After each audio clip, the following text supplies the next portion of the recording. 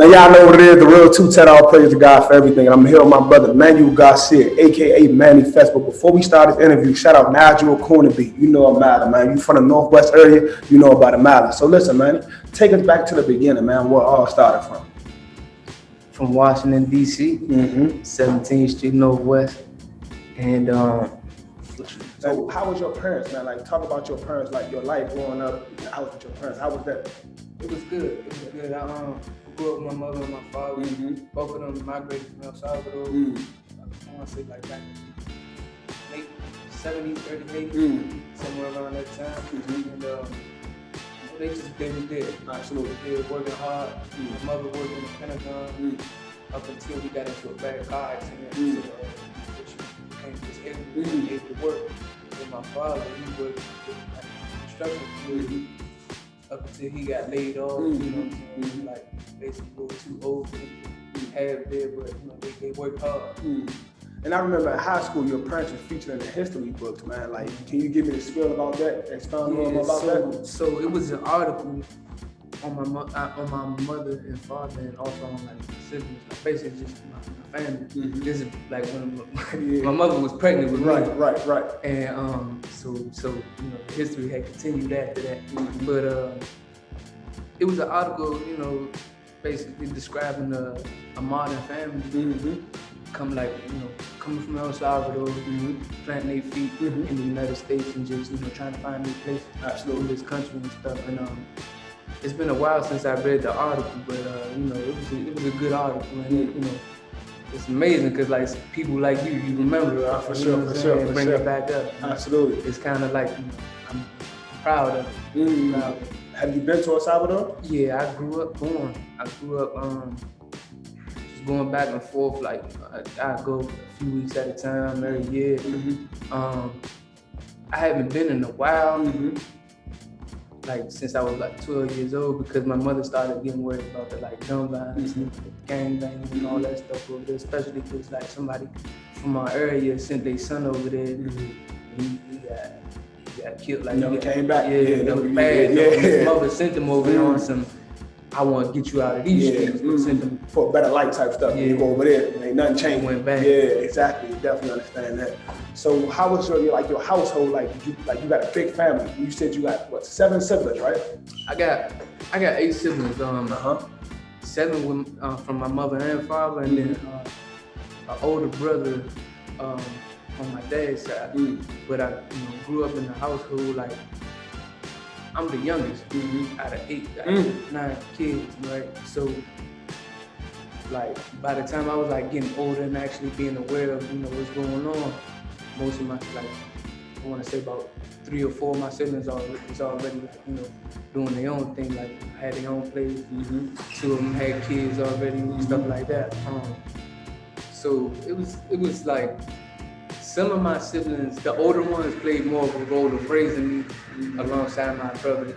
Alongside my mother and my father. And then the ones that's closer in my age, you know, they was around. And I grew up with them and stuff. Absolutely. So you got a pretty close knit with your family. Pretty close family. It's a close knit family. They it's different now. Like times changed, but yeah, we grew up close knit and. Like I said, one of my sisters, she's like my mother. Absolutely. You know, I had my mother. For sure. So how were you in school, man? Talk about your school history, man. How was that? School, I was like distracted a lot. You know what I'm saying? Like I always had a lot of other things on my mind, but I always had the potential in school. It's just that I never applied the potential enough for me to excel beyond what I did. You know, but I was able to tap into that when I went to prison. Absolutely, you went to prison. Okay, cool. We're gonna get into that, but since you brought it up, we're gonna get into it. So, what did you go to prison for? Like, what was you convicted of? Well, I was charged initially. It was 19 years. I was 19 years old. 2014, I was charged with second-degree murder. And, you know, as the case progressed, as they kept investigating, they was also trying to charge me with assault with intent to kill. Absolutely. Because there was another person there. But I ended up, taking a guilty plea. Like basically the best offer they had was the first one. And I took a guilty plea to like 7.5 years to 15 years, but my lawyer was also able to negotiate with me, put a cap on it. They wouldn't go over 12 years on my sentence. So did you have a paid lawyer or a public defender? Man, I wish I'd have had a paid lawyer. I'd have probably been home way before no question, that. no question. Nah, I had a public defender, man. He did the best he could. Yeah, they call them public pretenders, what they call them right there, you know what I'm saying? So like, talk about that experience, like, when you go to jail for a murder or something, they always think, oh, you're gonna get life in jail. How was your feeling when you first got in there, man? Like, a lot of people say, I wasn't scared of nothing. How was you feeling, honestly, man? For the viewers out there. Scared. Yeah. Hey, listen, it wasn't even that I was scared. I was scared, but it wasn't like scared because I was in jail. I was scared that my life was over. I was scared that I would probably never be able to be out here with my son again, with my family. Absolutely. You know what I'm saying? I was scared that, it was a lot of fears, but it wasn't like about being no sucker or nothing. It was, like I lost my grandmother a year into my sentence. You know what I'm saying? I was scared to face that. Absolutely. I was scared to face, what if my mother passed away while I'm gone? You know what I'm saying? Stuff like that. So, it was a tough experience going in there. It wasn't like I was, I walked into the jail feeling comfortable. Absolutely. You know what I'm saying? No. That shit was hard. So no trial, you took the plea deal, you get your time. How much time did you take? Did they give you, I should say? So in DC, they got a such thing called the Youth Rehabilitation Act. And I was eligible for it because I was only 19 years old. And the guilty plea that I took was 7.5 to 12 years. So when I went for sentencing, the sentencing judge, she sentenced me to 10.5 years. But what she did, she granted me, the Youth Act. And with the Youth Act, she was like, look, I'm gonna give you 8.5 years to do, and I'm gonna put 2 on the background. Basically, like, she suspended 2 of them, but it's still hanging over my head. Like worst case scenario, I'll mess up, she could give me 2 years. Absolutely. So you get your time, they send you out the feds. So what's some of the feds did you go to, and like, what were some experiences that you could share with the people that you experienced while you were there? We'd be here all, we'd have to record forever with these experiences, man. Sure. But to start off the top of the head, it was like, I had never really been away from home for this long, what I mean? Not much people had. So, and then on my own, it wasn't like I got the homies with me or I got my brother with me, nothing. You by yourself, on some man time, you gotta stand up as a man, no matter what. Exactly. So, my first experiences was just actually getting adapted to the atmosphere, really getting adjusted to that shit. Because it's not like you go to prison and everything great. Nah, you gotta actually get to know your environment and know what you get into and stuff like that. And I used to get a hard time because, mind you, I grew up uptown. I grew up in the city. So the way that I am, that's just natural, But when I got to the feds and stuff, we got some parts of DC that don't have Hispanics around. Right. They ain't grow up around. Right. So when I got on homie time, that's DC time. Usually most Hispanics, they get on when they go out there. It's not that you joining a gang or nothing like that. It's just politics. It's in the way you have to identify with a certain group of people in there. So I identify with being from DC and nothing else. I don't gangbang or nothing. I'm from Washington DC. That's it. Right. And I used to get looked at funny from both angles. Hispanics would see me with a bunch of blacks, and they'd be looking at me like, what the fuck is he doing? Looking at me crazy. I'm young though, so it's I'm on bullshit too, but I'm just why y'all looking at me crazy? I'm just, going with what I know. For sure. And then I have dudes that's so-called, like, you know, like my homies and right, stuff. right. Mind you, we don't know each other. We homies could be from DC. Absolutely.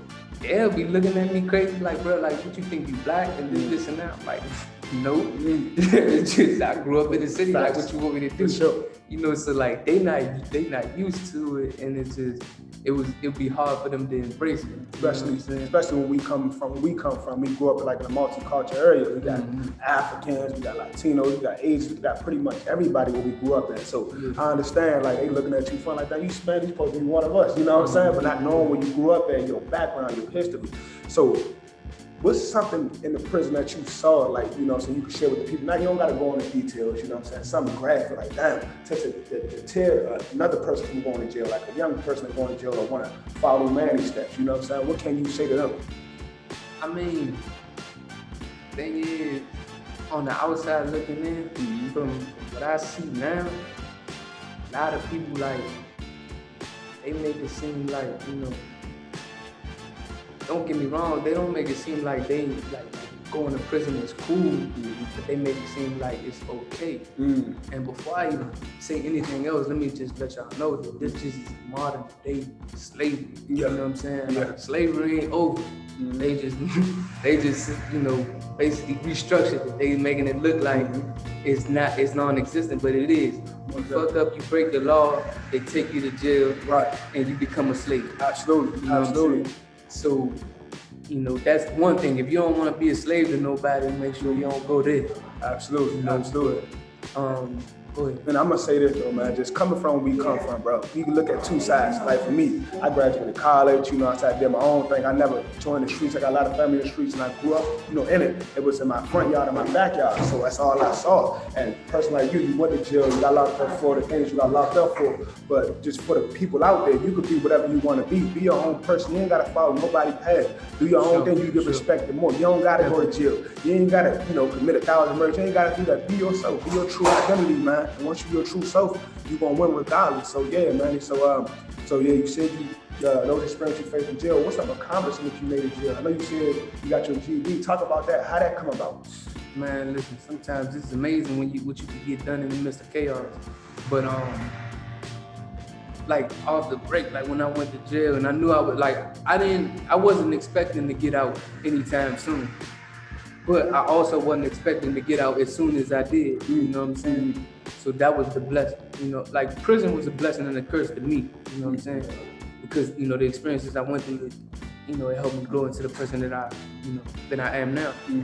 And so when I got to jail, it's like I was like, all right, I know I'm gonna be here for a while.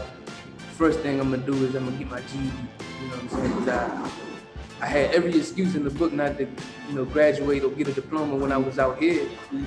But in there, I ain't had no excuse. So it's like in there, the only thing I could do is make myself better. Either that or get in the dumb shit and just pass my time being stupid, doing stupid stuff. Just like right after I got sentenced, they sent me to the feds, and you know, I just kept asking about getting into GED. And a couple dudes who already was familiar with the system, and you know, they gave me some guidance. They was like, look, just keep showing up at the educational building, and you know, just keep pressing the issue. Tell them you're trying to get your GED, They gonna go off. They will enroll you based off your sentence, and being as though you gonna be a while in here.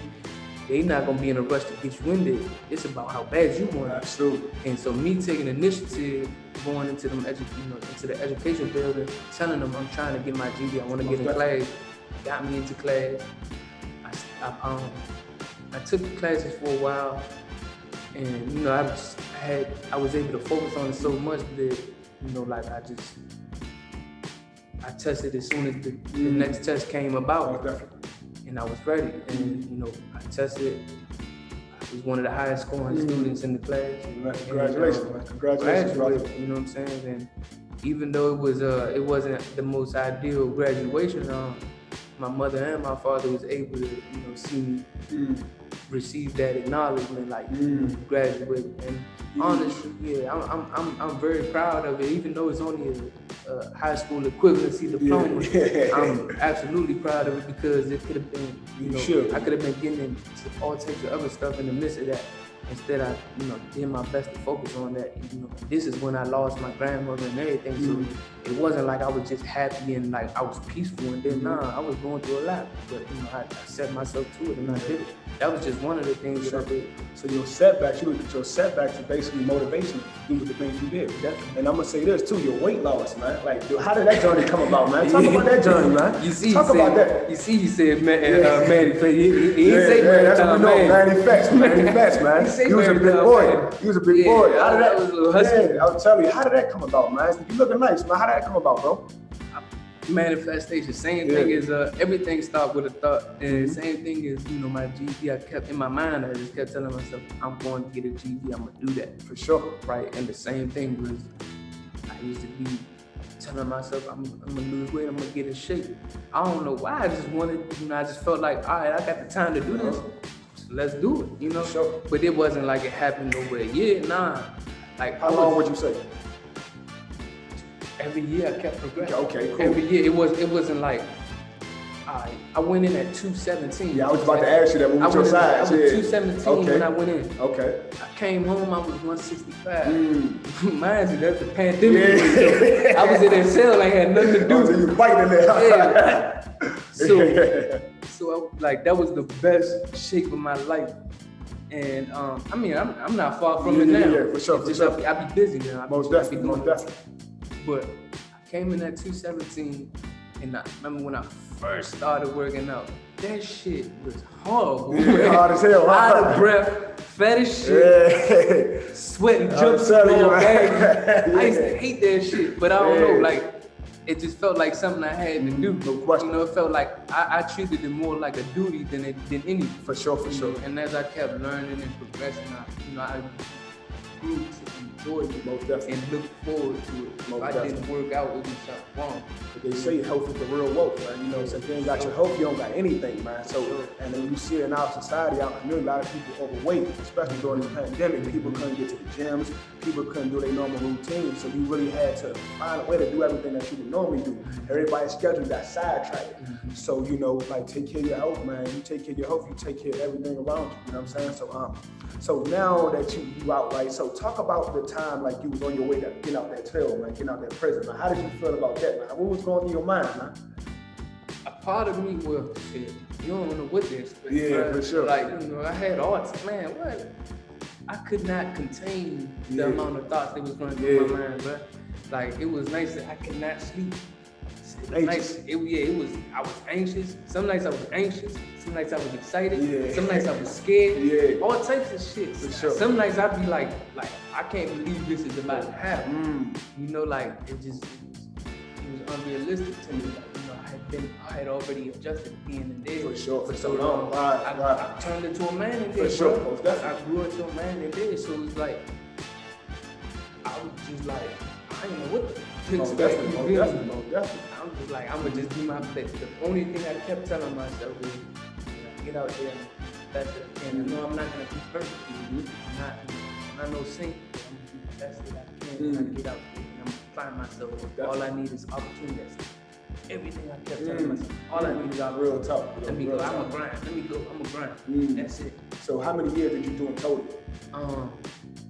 Almost 7 years. Almost 7 years. So I went in July 2nd, 2014, and I touched down March 22nd, 2021.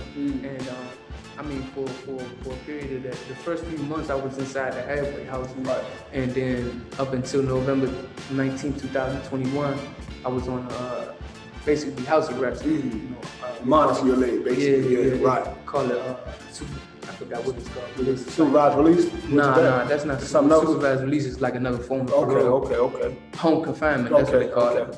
And so I had that ankle monitor on my leg for some months, and I couldn't do nothing. I can only go places and that I was approved of going to. If I had to go get a haircut, you gotta put that shit on the itinerary a week, 2 weeks in advance. Or if I'm gonna go to work, they gotta know my schedule. It was a pain in the ass dealing with that. I felt like it was holding me back, but they say they use that method to help you transition into society. Right. in a sense, it just felt like I just had a prison on my legs. For sure, I couldn't do everything like that you I ain't never needed. leave prison. You were still in there for real. You know, call. It was a period of time where they would call me and tell me I gotta take a urine. Mind you, they sent me to a halfway house in Baltimore. So when I got on home confinement, I'm all the way in DC. For sure. And matter of fact, you took me to I remember that. They called me up there for a urine. One time, my good man right here, he took me to take my urine all the way in Baltimore. I don't know. And they tell you gotta be there that day. For sure. If not, you get stepped back. And it's like, it don't make no sense. Like, how you expecting a man that just got out of prison, ain't got no vehicle, ain't got no, you don't even let me drive. Nothing. You don't let me get a license. Facts. You expect me to get up there in a matter of hours. That's, mind you, it's like about an hour away in traffic.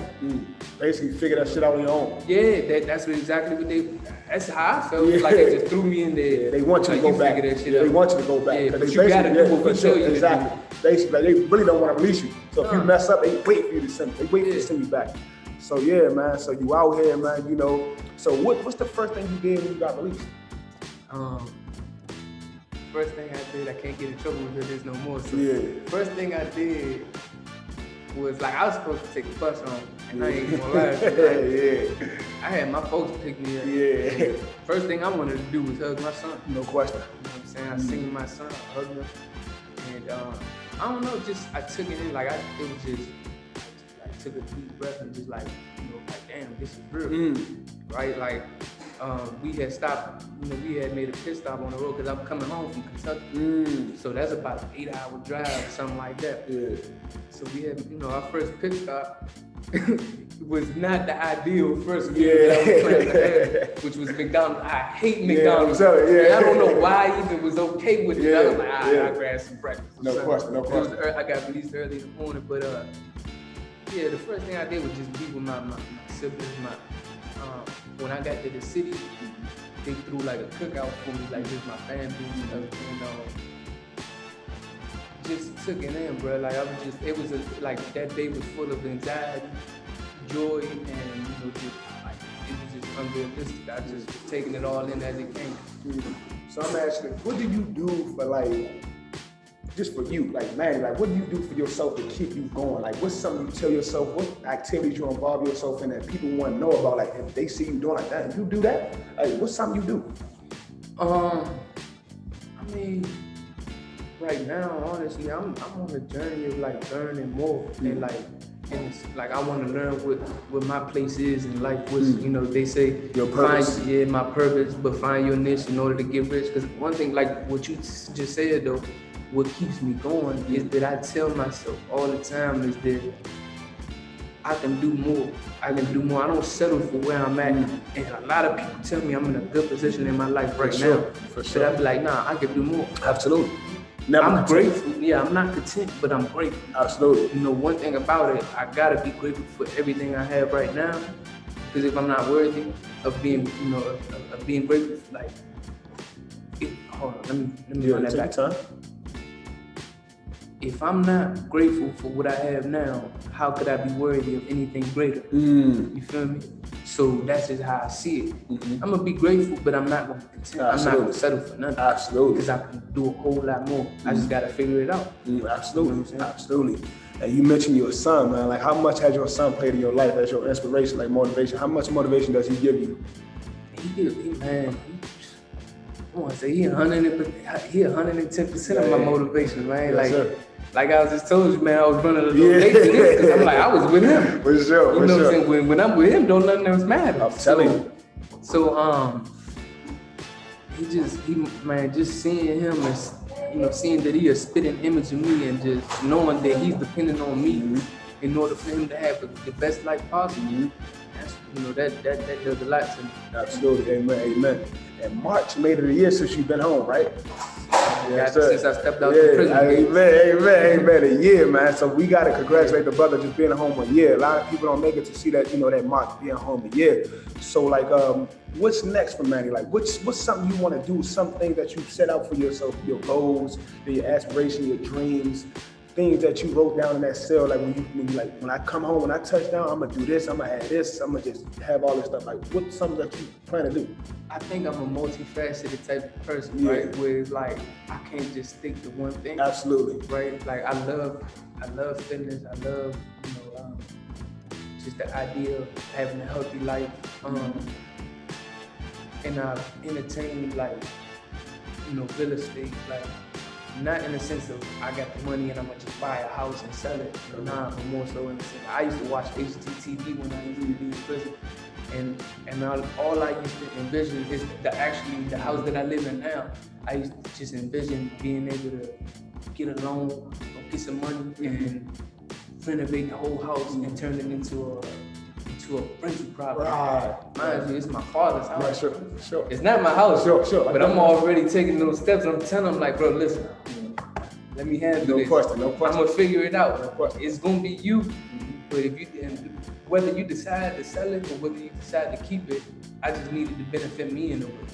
You know what I'm saying? And that's not just being an ambitious or a greedy person or nothing like that.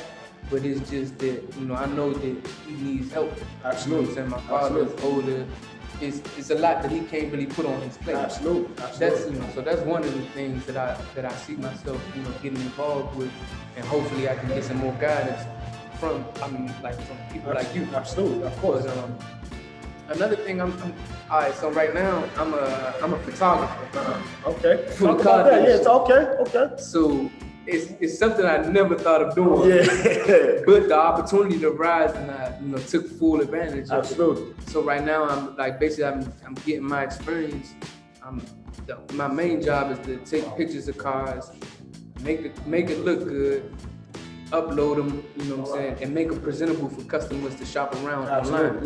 You know what I'm saying? So it's a big role, even though it don't seem like it, because presentation is everything. Everything. And most of the time, like the car, like when I went and got my car, I actually bought my car and my job. But I bought the car first and then got the job because of the way that I carried myself when I went in there. The young lady that helped me get the job was so impressed by how I carried myself, and I told her my story, and she's just like, look, I was working at a bar when I was grinding. I'm telling you. I know. On the weekends, I was working damn near 24 hours. Really. Saturday, Sunday, get it in. I get 10 hours, 12 hours straight each day. And I was just working. So I kept, I had to just saving money up, and I was like, I put myself in a position where I'm like, I bet I needed me a whip. I had just got my license. November 17, 2021, I had just got my license. That, man, I ain't gonna lie to you, Slim. When I got that license and I realized I passed, I cried tears of joy. I'm telling you. I had never had a license a day in my life. 27 years old, I got a license. Let me ask you this, how long did it take you to get the car afterwards, get your whip afterwards? 11 days. 11 days. You was on the go. I deleted Instagram and everything. I remember that. You was on your grind, like wasn't no plan. You see what he was saying? He was working 24-hour shifts, man, all day. He wasn't playing because he had everything written out. He had everything he wanted to do. So I'm gonna tell you like this: at the end of the day, man, you gotta make sure you got your mind set on everything you want to do. You gotta be tunnel vision focused. Don't let none distract you. You see what he did? He did 6.5 years, almost 7 years in prison. Came home, no breaks. Been at home a year. You know what I'm saying? Some change. So look at his story as motivation, man. So look, I'm gonna say this, man. Before we wrap everything up, what's something you want the people to like? Just some positive words for the people, for the youth especially, because everything I do is for the youth. What's some words you want to tell them, man? Some positive words, some affirmations. Affirmations. Some of them might not sound like rhyme or nothing like that, but I'm gonna tell you like the best thing that you can do for yourself and growing as a person is being comfortable with yourself. I'm still working on that. I'm pretty sure you still working on that. Being at peace with yourself. Absolutely. And one of my biggest inspirations in outside of my son and family is like Nipsey Hussle. He said one thing that he's sticking with me all the time is he's like, be at peace. Would you rather be at peace with yourself or at war with the world? And that's a big thing. Being at peace with yourself first, learning to find peace within yourself, but also putting things in your mind, the right things in your mind, and just letting it manifest. Because me personally, I'm not a goal-oriented type of person. I'm more so of a feeling. I just put it in my mind, and I'm like, I'm gonna do this, I'm gonna do this. And sometimes I don't know how I'm gonna do it, but I get to it. You're gonna get it done regardless by any means. Yes, and it is gonna take time, but you just gotta be consistent and manifest. For sure. You control it. You control what you manifest. You know, and going back to like my early 20s and stuff, like before I went to prison, I manifested what I went through. I look back at it and I'm like, yeah, I manifested that. And some people might not believe me. Some people might be like, man, he's just talking. But real shit, like, it's your most consistent thoughts is what comes about in the exterior life. So always be mindful of what you're putting in your mind. You know what I'm saying? Always be mindful of what you letting other people put in your mind. You feel me? Because I'm not gonna sit here and lie. Like, I was influenced in the wrong ways too, but it's not necessarily that person's fault or anybody else's fault. It was what I allowed my life to turn into. So just apply yourself to, like, really apply yourself no matter what you're doing. It's gonna be hard. And I used to tell my son mother this over the phone all the time. Nothing that's worth having comes easy. You know what I'm saying? I don't expect nothing that I'm accomplishing to be easy. And anything that I've accomplished thus far hasn't been easy, but I'm like, I'm gonna make it happen. Absolutely. That's just, just make it happen, and put it in your mind that you can make something more than where you at in life. No matter where you at in life. I done seen people, man, really, like, from nothing turn it into something. That's real. It's about how bad you want it. Absolutely. So there you have it, man. The real two-tatter, Manny Fatz. You hear his story. Use his story as motivation and inspiration to do what you got to do. Ain't no excuses. Look what he just came from. Look at the things he's been through, and he's still standing. So listen, man, y'all know what it is, man. We're going to keep on going. We're going to keep on grinding. And look, man, I appreciate you, brother. Appreciate you 100%, man. Love you too, bro. I appreciate it, man. Take your story, man, as motivation and do whatever you want to do. Breathe.